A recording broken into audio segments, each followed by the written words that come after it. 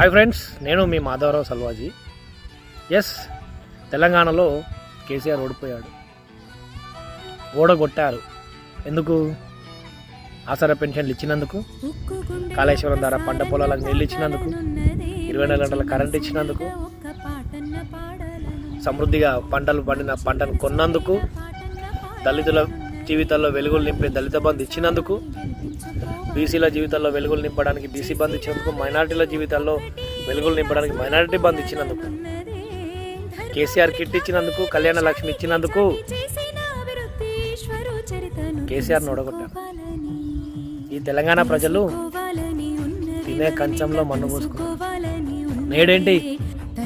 నీళ్లు లేవు, కేసీఆర్ కిట్ లేదు, రైతు బంధు లేదు, రైతు బీమా లేదు, కళ్యాణ లక్ష్మి లేదు, కేసీఆర్ కిట్టు లేదు. ఎటువాయ మరి? కేసీఆర్ ఎట్లిచ్చే వీళ్ళు ఎందుకు ఇయ్యలేకపోతున్నారు?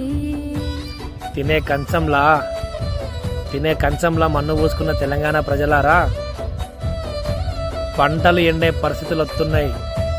నీళ్లు ఇవ్వలేక, పుష్కలమైన నీళ్లుండి కూడా నీళ్ళు ఇవ్వలేని పరిస్థితి ఈ కాంగ్రెస్ ప్రభుత్వం. ఆలోచన చేయండి. మార్పు రావాలి, కాంగ్రెస్ రావాలి అని పాటలు పాడిరు కదా. ఆటో డ్రైవర్ల జీవితాలు ఏమైనాయి? రోడ్డున పడ్డాయి. క్యాబ్ డ్రైవర్ల జీవితాలు ఏమైనాయి? రోడ్డున పడ్డాయి. ఆర్టీసీ పరిస్థితి ఏంది? ఆలోచన చేయండి.